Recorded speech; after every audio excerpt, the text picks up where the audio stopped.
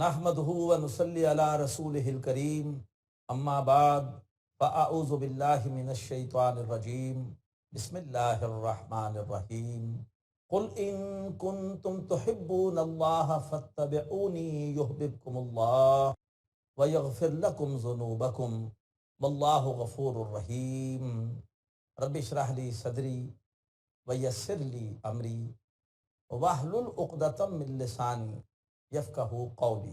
मोहतरम नाज़रीन, अस्सलामु अलैकुम व रहमतुल्लाहि व बरकातुहू। आप देख रहे हैं प्रोग्राम सादतों का हसूल कुरान हकीम की रोशनी में। आज हम इस प्रोग्राम के तहत जिस मौजू को समझेंगे वो है अल्लाह की मोहब्बत कैसे हासिल होगी। और इसके लिए मैंने अभी आयत तिलावत की है सूरह आल इमरान की आयत नंबर 31। हम सब की ख्वाहिश होनी चाहिए कि हम अल्लाह के महबूब बन जाएं, हमें अल्लाह ताला की मोहब्बत हासिल हो जाए। कैसे हासिल होगी? इरशाद होता है, कुल ए नबी सल्लल्लाहु अलैहि वसल्लम फरमा दीजिए, इन कुंतुम तुहिब्बूनल्लाह, अगर तुम अल्लाह ताला से मोहब्बत करते हो, फत्तबिऊनी, तो फिर मेरी इत्तबा करो, मेरी पैरवी करो, मेरे नक्श कदम पर चलो। युहब्बिबकुमुल्लाह, अल्लाह ताला भी तुमसे मोहब्बत करेगा, तुम्हें अल्लाह की मोहब्बत हासिल हो जाएगी। अल्लाह ताला का मैं हबीब हूँ, अल्लाह को मुझसे मोहब्बत है, और जो मेरे नक्श कदम पर चलेगा, मेरी पैरवी करेगा, वो भी अल्लाह का महबूब बन जाएगा। अल्लाह ताला उससे भी मोहब्बत करेगा। व यगफिर लकुम ज़ुनूबकुम, और अल्लाह ताला तुम्हारे गुनाह बख्श देगा। वल्लाहु गफूरुर रहीम, और अल्लाह बहुत बख्शने वाला, हमेशा रहम फरमाने वाला है। मोहतरम नाज़रीन, इस आयत का पस मंज़र ये है कि नजरान से 60 ईसाइयों का एक वफ्द नबी अकरम सल्लल्लाहु अलैहि वसल्लम से बहस के लिए आया था और साबित करना चाहता था कि जो हमारा ईसाइयों का मज़हब और अक़ीदा है वो इस्लाम के मुकाबले में ज़्यादा सही है। उनका दावा था कि हम अल्लाह ताला से बहुत मोहब्बत करते हैं, इसलिए हमने रहबानियत इख्तियार की। अल्लाह की मोहब्बत में हमने दुनिया को छोड़ दिया, हम कोने खदरों में चले गए, हमने शादी का बंधन नहीं बांधा, हमने दुनिया में कारोबार नहीं किया, हम चले गए दुनिया के झमेलों से दूर वीरानों में, हमने वहाँ पर सब्जियाँ उगा कर खाईं, मुर्गन ग़िज़ाओं से अपने आप को रोक लिया ताकि हम अल्लाह तबारक व ताला की याद के लिए अपने आप को बिल्कुल फारिग कर लें, यकसू होकर हम अल्लाह तबारक व ताला की याद करें। दुनिया ने तेरी याद से बेगाना कर दिया, तुझसे भी दिल फरेब है गम रोज़गार के, तो हमने ये गम रोज़गार छोड़ दिया ताकि अल्लाह से गफलत ना हो। तो हम अल्लाह से ज़्यादा मोहब्बत करते हैं, इसलिए हमने रहबानियत इख्तियार की। इस आयत में जवाब दिया गया कि तुमने रहबानियत इख्तियार कर कर तुमने वो काम किया है जो अल्लाह को नापसंद है। क्यों? तुमने दुनिया को तो हवाले कर दिया अब शैतानी कुव्वतों के, वो जिस तरह चाहें यहाँ पर जुल्म सितम करें और लोगों के साथ लूट घसूट वाला सारे का सारा वहशियाना जुर्म करते रहें, और तुम खुद चले गए कोनों खदरों में और वीरानों में। वरना असल सुन्नत तो ये है, पसंदीदा सुन्नत और पसंदीदा तरीका तो ये है कि दुनिया में रहो, बदी की कुव्वतों का मुकाबला करो और मजलूमों को जालिमों के जुल्म से निजात दिलाओ। असल अल्लाह को तो ये चीज़ें पसंद हैं। फरमाया, कुल ए नबी इनसे कहिए, इन कुंतुम तुहिब्बून अल्लाह, अगर तुम वाकई अल्लाह से मोहब्बत करते हो तो छोड़ दो रहबानियत, फत्तबिऊनी, मेरी पैरवी करो, देखो मैं कैसे जिंदगी बसर कर रहा हूँ, मेरे नक्शे कदम पर चलो। युहब्बिबकुमुल्लाह, अब अल्लाह तुमसे मोहब्बत फरमाएगा। व यगफिर लकुम ज़ुनूबकुम, तुम्हारे गुनाह बख्श देगा। वल्लाहु गफूरुर रहीम, और अल्लाह बहुत बख्शने वाला और रहम करने वाला है। गोया अगर नाजरीन हम चाहते हैं कि हमें अल्लाह की मोहब्बत मिले तो हमें अल्लाह के रसूल की इत्तबा करनी होगी। और अल्लाह के रसूल की इत्तबा क्या है? इत्तबा कहते हैं पैरवी को। एक है इताअत, इताअत में हुक्म का इंतज़ार होता है, जो भी हुक्म अल्लाह के रसूल देंगे उस पर अमल करेंगे। इत्तबा उससे एक आगे के दर्जा है कि जिसमें इंसान हुक्म का इंतज़ार नहीं करता, बल्कि यह है कि देखता है कि अल्लाह के रसूल क्या कर रहे हैं और उनके नक्श कदम की पैरवी शुरू कर देता है। जहाँ तेरा नक्श कदम देखते हैं, ख़याबा ख़याबा इरम देखते हैं। इत्तबा यह है अल्लाह के रसूल की पैरवी। जो चीज़ आपको पसंद है हमें भी पसंद हो, जो कुछ आप कर रहे हैं हम भी वही कुछ करने की कोशिश करें। اس اتباع سے فائدہ کیا ہوگا؟ اللہ فرماتے ہیں سورہ اعراف آیت نمبر 158 میں، وَاتَّبِعُوهُ لَعَلَّكُمْ تَهْتَدُونَ، اللہ کے رسول کی اتباع کرو، پیروی کرو تاکہ تم ہدایت حاصل کرو، تمہیں ہدایت مل جائے گی۔ اور سورہ انفال میں ارشاد ہوتا ہے آیت نمبر 64 میں کہ بے شک اللہ تبارک و تعالی، اے نبی وہ کافی ہے آپ کے لیے بھی اور ان کے لیے بھی کہ جو مومنوں میں سے آپ کی اتباع کرتے ہیں۔ تو گویا ہمیں اللہ کی مدد حاصل ہو جائے گی اگر ہم اللہ کے رسول کی اتباع کریں۔ اب اللہ کے رسول کی اتباع اور آپ کی پیروی کیسے کریں؟ عام طور پر اس کے لیے جو تصور اس وقت ہمارے معاشرے میں رائج ہے وہ کیا ہے کہ کچھ ایسے خوش نصیب ہیں کہ جو اللہ کے رسول کی اتباع کی کوشش کرتے ہیں، لیکن انہوں نے اللہ کے رسول کی اتباع کے دائرے کو بہت محدود کر دیا۔ عام طور پر ہم صرف یہ سمجھتے ہیں کہ اللہ کے رسول کی اتباع عام معمولات زندگی میں ہے، اور صبح اٹھتے ہی مصنون دعا پڑھنا، بیت الخلاء جاتے ہوئے دعا پڑھ کے اندر جانا، پھر نکل کر دعا پڑھنا، اسی طرح سے گھر سے نکلنے کی دعا، مسجد میں داخل ہونے کی دعا، مسجد سے نکلنے کی دعا، کھانا شروع کرنے کی دعا، کھانا ختم کرنے کے بعد کی دعا، آئینہ دیکھنے کی دعا، سفر اور سواری کے حوالے سے دعا۔ بلا شبہ یہ تمام چیزیں بھی بڑی نورانی ہیں، اور اللہ تعالی ہمیں ان سب کی توفیق عطا فرمائے۔ اس سے دو فائدے حاصل ہوتے ہیں، ایک ہم ہر وقت اللہ تبارک و تعالیٰ کا ذکر کرتے رہتے ہیں، اور دوسرا یہ ہے کہ ہم اللہ کے حبیب صلی اللہ علیہ وسلم کی سنت کی پیروی کر رہے ہوتے ہیں۔ لیکن اگر ہم نے اتباع رسول کو صرف یہیں تک محدود کیا تو یہ پھر ہم نے اتباع رسول کے تصور کے ساتھ ظلم کیا۔ قرآن مجید ہمیں اتباع رسول کا بڑا وسیع میدان بتاتا ہے۔ قرآن مجید اس حوالے سے کہتا ہے کہ اتباع رسول کیا ہے؟ وہ ہے پوری زندگی میں اللہ تبارک و تعالیٰ کے احکامات کے سامنے سر تسلیم خم کر دینا۔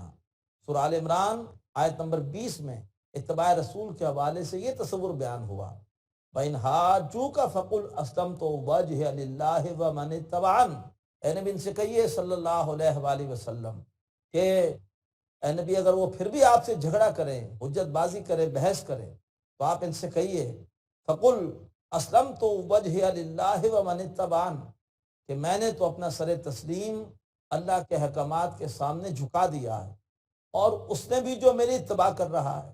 تو اتباع کرنے کا اصل میدان کیا ہے؟ زندگی کے ہر معاملے میں اللہ کے احکامات کے سامنے سر جھکا دینا۔ آج بڑا عجیب تماشا ہوتا ہے، ایسے لوگ بھی ہیں جو کماتے تو حرام سے ہیں لیکن کھاتے سنت طریقے سے ہیں۔ یہ اتباع رسول کا مذاق اڑانا ہے۔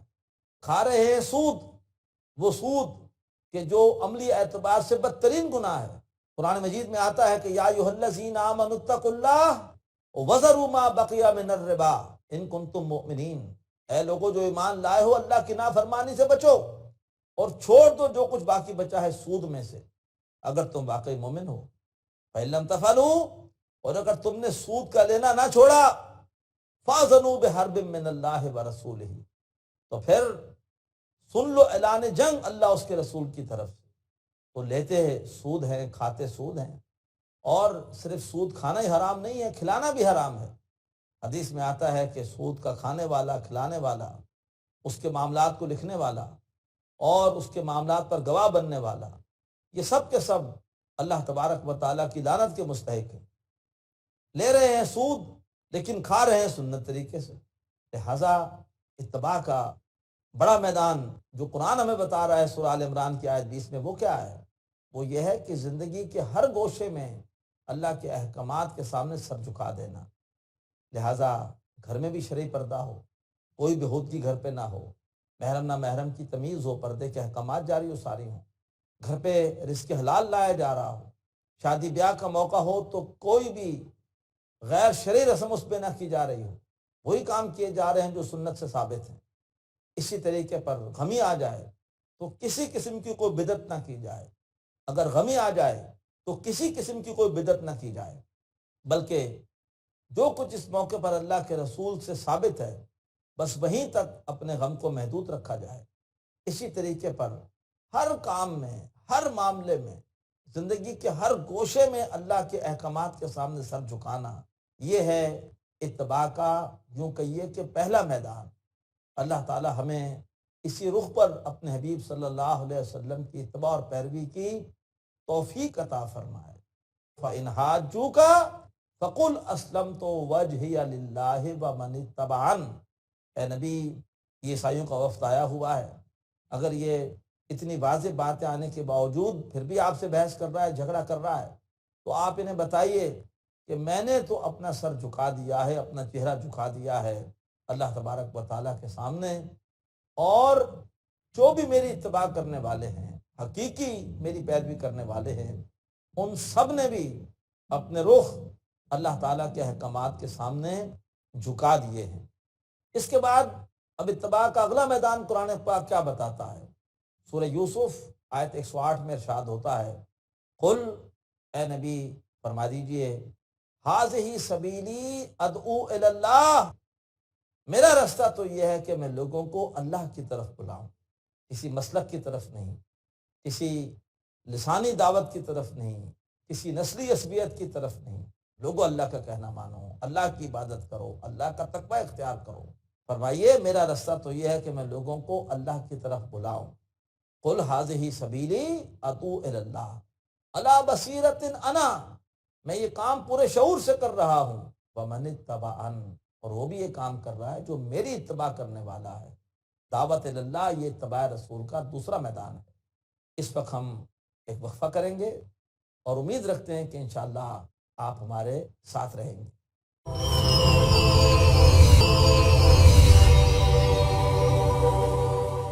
ناظرین، وقفے کے بعد ایک بار پھر السلام علیکم ورحمۃ اللہ وبرکاتہ۔ آج اس سلسلے وار پروگرام سعادتوں کا حصول قرآن حکیم کی روشنی میں، اس میں ہم سمجھ رہے ہیں اللہ تعالیٰ کی محبت کیسے حاصل ہوگی۔ سورہ آل عمران آیت 31 کی روشنی میں، قل ان کنتم تحبون اللہ فاتبعونی یحببکم اللہ، اے نبی فرما دیجئے کہ اگر تم اللہ سے محبت کرتے ہو تو پھر میری اتباع کرو، یحببکم اللہ، اللہ تعالیٰ بھی تم سے محبت کرے گا، میری اتباع کرو گے تمہیں اللہ کی محبت مل جائے گی۔ اب اللہ کے رسول کی اتباع کے حوالے سے ہم یہ سمجھ رہے تھے کہ عام طور پر ہمارے ہاں اس اتباع کے دائرے کو صرف محدود کر دیا ہے اپنے معمولات زندگی تک۔ بلا شبہ معمولات زندگی میں بھی اللہ کے رسول کی پیروی کرنا یہ سعادت ہے، اللہ ہم سب کو اس کی توفیق عطا فرمائے۔ لیکن قرآن اس کا وسیع دائرہ بتاتا ہے، اور وہ پہلا دائرہ ہم نے یہ سمجھا کہ زندگی کے ہر گوشے میں اللہ تعالیٰ کے احکامات کے سامنے اپنا سر جھکا دینا، زندگی کے ہر گوشے میں اللہ کے احکامات پر عمل کرنا۔ اور دوسرا گوشہ ہم سورہ یوسف کی آیت 108 کی روشنی میں سمجھ رہے تھے کہ قل ہٰذِہِ سبیلی ادعو الی اللہ، اے نبی فرمائیے کہ میرا راستہ تو یہ ہے کہ میں لوگوں کو بلاؤں اللہ کی طرف، علی بصیرۃ انا، اور میں اس حوالے سے پورے شعور پر ہوں۔ یہ بہت ہی اعلیٰ کام ہے لوگوں کو اللہ کی طرف بلانا، اس لیے کہ اگر میری دعوت کے نتیجے میں کوئی ایک شخص بھی اگر وہ اصلاح پر آمادہ ہو گیا اور اس نے نیکی کی روش اختیار کر لی تو یہ میرے لیے کیا ہے؟ یہ صدقہ جاریہ ہے۔ اور اگر میری دعوت کے نتیجے میں ایک شخص غفلت سے نکل آیا اور جہنم سے بچ گیا تو اس سے بڑی خدمت خلق اور کوئی ہو نہیں سکتی، اس کے لیے بھی خیر ہے۔ ممکن ہے ہم کسی بھوکے کو کھانا کھلا دیں، اچھا کام ہے، اس کے پیٹ کی آگ بجھ جائے گی، لیکن یہ وقتی فائدہ ہے۔ اگر خدا نہ خواستہ غافل ہے، اللہ تبارک و تعالیٰ کا نافرمان ہے، وہ تو ہمیشہ ہمیشہ کے لیے جہنم کی آگ میں چلا جائے گا۔ لہذا بہتر یہ ہے کہ ہم پائیدار خدمت خلق بھی ساتھ ساتھ کریں اور ہم اس کو جہنم کی آگ سے بچانے کی فکر کریں۔ تو میرا راستہ تو یہ ہے کہ میں لوگوں کو اللہ کی طرف بلاؤں، میں اس کام کے حوالے سے پورے شعور پر ہوں، یہ کام میرے لیے بھی بہت اعلیٰ ہے اور یہ کام اس کے لیے بھی بہت عمدہ اور اعلیٰ ہے کہ جو میری دعوت کے نتیجے میں غفلت سے نکل آئے۔ ومن اتبعن، اور جو میری اتباع کرنے والا ہے، میری پیروی کرنے والا ہے، وہ بھی یہی کام کرے گا۔ لہٰذا اتباع رسول کا دوسرا میدان کیا ہے؟ اللہ کے بندوں کو غفلت سے نکالنے کی کوشش کرنا اور ان کا تعلق اللہ تعالیٰ سے جوڑنے کی کوشش کرنا۔ اللہ تعالیٰ میں اس کی توفیق عطا فرمائے۔ اب اتباع رسول کا تیسرا میدان قرآن پاک بیان کرتا ہے، وہ کیا ہے؟ اس کا ذکر آیا سورہ توبہ کی آیت نمبر 117 میں۔ یقیناً اللہ نے نظر کرم کی نبی صلی اللہ علیہ وآلہ وسلم پر اور ان مہاجرین پر، ان انصار پر جنہوں نے نبی صلی اللہ علیہ وسلم کی پیروی کی اس مشکل گھڑی میں۔ کون سی مشکل گھڑی میں؟ یہ جنگ کا مرحلہ تھا، اور جنگ کا بھی بڑا شدید مشقت والا، مشکل والا مرحلہ۔ غزوہ تبوک کا پورا ذکر آیا ہے سورہ توبہ میں، اور فرمایا کہ لقد تاب اللہ علی النبی والمہاجرین والانصار الذین اتبعوہ فی ساعۃ العسرہ۔ اللہ تعالیٰ نے نظر کرم کی نبی پر بھی اور مہاجرین پر بھی اور انصار پر بھی، جنہوں نے اس مشکل گھڑی میں نبی کی اتباع کی صلی اللہ علیہ وسلم۔ تو اتباع کا میدان ہے اللہ کے دین کے غلبے کی جد و جہد میں اللہ کے رسول کی پیروی کرنا۔ بڑا مشکل غزوہ تھا، وقت کی سپر پاور سلطنت روما کے ساتھ ٹکراؤ تھا، جس کی اسٹینڈنگ آرمیز لاکھوں کی تعداد میں تھی، جبکہ مسلمان ان کے لشکر کی کل تعداد بنتی تھی صرف 30,000۔ پھر سفر بہت لمبا تھا، مدینہ سے جانا تھا تبوک، پھر موسم بڑا شدید گرم تھا، گرمی میں جانا تھا، سواریوں کی قلت تھی اور خوراک کی قلت تھی۔ تو ایسے میں جن لوگوں نے اللہ کے رسول کی اتباع کی، اللہ تبارک و تعالیٰ ان کی سورہ توبہ کی آیت 117 میں تحسین فرما رہا ہے۔ تو اتباع رسول کا تیسرا میدان جو قرآن ہمیں بتا رہا ہے وہ ہے اقامت دین کی جد و جہد، غلبہ دین کی جد و جہد۔ اس میں نبی پاک صلی اللہ علیہ وسلم کی اتباع کرنا، جس طرح سے آپ نے اللہ کے رسول صلی اللہ علیہ وسلم کے دین کے غلبے کی جد و جہد کی ہے اور اس کے لیے کتنی مشقتیں اٹھائیں۔ قرآن پاک نے 3 بار کہا کہ آپ کا مقصد دنیا میں بھیجے جانے کا کیا ہے، مقصد بعثت کیا ہے؟ هو الذی ارسل رسولہ بالہدی ودین الحق لیظہرہ علی الدین کلہ۔ وہی ہے اللہ جس نے بھیجا اپنے رسول کو کامل ہدایت یعنی قرآن کے ساتھ، ودین الحق اور ایک برحق دین، دین اسلام کے ساتھ۔ کیوں بھیجا؟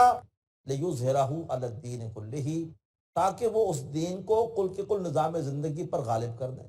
تو یہ ہے اللہ کے رسول کے آنے کا مقصد۔ اب جو اس مقصد میں اللہ کے رسول کی پیروی کرے، آپ کی اتباع کرے اور دین کے غلبے کی جد و جہد کرے، گویا وہ شخص ہے جو اللہ کے رسول صلی اللہ علیہ وسلم کی واقعی اتباع کر رہا ہے۔ آج عجیب کیفیت ہے، ہم ربیع الاول کے مہینے میں نبی پاک صلی اللہ علیہ وسلم سے اپنے عشق اور محبت کے بڑے دعوے کرتے ہیں، لیکن اس آیت کا بیان ہی بہت کم ہوتا ہے کہ اللہ کے رسول کا مشن کیا تھا۔ لہٰذا دنیا میں لوٹ گھسوٹ کا نظام جاری و ساری ہے، ظلم و ستم کا بازار گرم ہے۔ ایک طبقہ ہے جو کہ لوٹ مار کر رہا ہے اور دوسرا طبقہ ظلم کی چکی میں پس رہا ہے، لیکن افسوس کہ اللہ کے رسول جو رحمت للعالمین ہیں، ان کی کسی رحمت کا ظہور آج ہمارے اوپر نہیں ہو رہا۔ کیوں نہیں ہو رہا؟ ہم نے ان کے مشن کو بھلا دیا، اس مشن کا ذکر نہیں کرتے، اور بس زبانی کلامی اپنے نعتوں کے ذریعے سے، اپنے جلوسوں کے ذریعے سے یا مختلف دیگر کاموں کے ذریعے سے بس اپنی محبت کا اظہار کر دیتے ہیں، اور نظام اور ظلم وہ اسی طرح سے جاری و ساری رہتا ہے۔ ہونا یہ چاہیے کہ اللہ کے رسول کی اتباع کے اس میدان کو سمجھیں کہ نمبر 1، پوری زندگی میں ہم اللہ کے رسول صلی اللہ علیہ وسلم کے نقش قدم پر چلتے ہوئے اپنے سروں کو، اپنے چہروں کو اللہ کے احکامات کے سامنے جھکا دیں۔ نمبر 2، ہم فرقہ واریت کو ختم کرنے کے لیے لوگوں کو اللہ کی طرف بلائیں، اللہ کی طرف ان کو دعوت دیں۔ اور نمبر 3، اللہ تبارک و تعالیٰ کے دین کے غلبے کے لیے اسی طرح سے سرگرم ہوں جیسے کہ صحابہ اکرام سرگرم تھے۔ جب اللہ کے رسول نے بدر کے معرکے سے پہلے صحابہ سے پوچھا، دیکھو ایک طرف ایک قافلہ ہے، ابو سفیان کی قیادت میں شام سے آ رہا ہے، اس کے پاس بہت مال ہے اور اس کے پاس 50 صرف محافظ ہیں، جبکہ دوسری طرف ایک لشکر آ رہا ہے مکہ سے اور اس میں 1000 افراد ہیں، تو بتاؤ کہ ہمیں کس طرف جانا ہے؟ تو ابتدا میں کچھ ساتھیوں نے کہا کہ ہمیں پہلے قافلے کی طرف جانا چاہیے تاکہ ہمیں بھی کچھ اسباب مل جائیں لڑنے کے لیے، لیکن جب دیکھا کہ اللہ کے رسول بجائے قافلے کی طرف جانے کے آپ لشکر کی طرف جانے کی خواہش رکھتے ہیں، تو اس وقت صحابہ کرام نے کیا جواب دیا تھا؟ اللہ کے رسول بسم اللہ کیجئے، ہم آپ پر ایمان لا چکے، آپ کی تصدیق کر چکے، ہم اصحاب موسیٰ کی طرح آپ سے یہ نہیں کہیں گے کہ آپ اور آپ کا رب جا کے لڑیے، ہم یہاں بیٹھے ہیں، آپ حکم دیں، ہم آپ کا ساتھ دیں گے۔ مکہ کیا ہے، ہم تو یمن تک آپ کے ساتھ چلے جائیں گے، ہم تو اپنی اونٹنیاں آپ کے ساتھ چلنے میں خشکی ختم ہو گئی سمندر میں داخل کر دیں گے، کیا عجب کہ اللہ آپ کو ہماری وجہ سے آنکھوں کی ٹھنڈک عطا فرمائے۔ تو صحابہ اکرام نے اس طرح سے قربانیاں دیں، اللہ کے رسول کی اس مشن کے اندر پیروی کی، اور اللہ کی مدد ان کے شامل حال ہوئی، اور کچھ ہی عرصے میں اللہ تبارک و تعالیٰ کا دین وہ غالب ہو گیا۔ تو محترم ناظرین، یہ ہے اللہ کے رسول کی اتباع کا اصل طریقہ۔ عام معمولات زندگی میں بھی ہم نے کوشش کرنی ہے کہ مسنون دعائیں یاد کریں، اور ہر کام جس کے لیے مسنون دعا ہمیں اللہ کے رسول کی ملتی ہے اس دعا کو پڑھ کر وہ کام کریں۔ اپنے عام معمولات زندگی میں بھی اللہ کے رسول کی پیروی کریں، اور اللہ کا شکر ہے کہ اللہ کے رسول صلی اللہ علیہ وسلم کی حیات مبارکہ محفوظ ہے۔ آپ کی زندگی کا ایک ایک لمحہ ہمارے سیرت نگاروں نے اور محدثین نے محفوظ کرنے کی کوشش کی، اس کا حق ادا کر دیا۔ لہٰذا ہم آج آپ صلی اللہ علیہ وسلم کی پیروی زندگی کے ہر معاملے میں کر سکتے ہیں، لیکن صرف انفرادی معاملات تک اتباع رسول کے دائرے کو محدود کرنا، یہ اصل میں بہت بڑی اتباع رسول کے تصور کے ساتھ ایک زیادتی ہے۔ قرآن مجید نے تو ہمیں اتباع رسول کے وسیع دائرے بتائے، اس کی طرف آج ہماری توجہ اکثر و بیشتر کم ہے۔ فرمایا قل ان کنتم تحبون اللہ، اے نبی ان سے کہیے اگر تم واقعی اللہ سے محبت کرتے ہو، اور تمہیں اللہ سے محبت کرنی چاہیے، یہ تمہارے ایمان کا تقاضا ہے، والذین آمنوا اشد حبا للہ، وہ لوگ جو کہ ایمان لائے وہ تو اللہ کی محبت کے اندر بڑے پکے ہوتے ہیں۔ تو پھر کیا کرو، فاتبعونی، بس تم میری اتباع کرو، جو کچھ میں کرتا رہا ہوں تم بھی وہی کچھ کرو، پوری زندگی میں اللہ کا کہنا مانو، لوگوں کو اللہ کی طرف بلاؤ، ان کو جہنم کی آگ سے بچانے کی فکر کرو، یہ ان کے لیے آخرت میں ایک رحمت کا وسیلہ اور ذریعہ ہے۔ اقول قولی ھذا واستغفر اللہ لی ولکم ولسائر المسلمین والمسلمات۔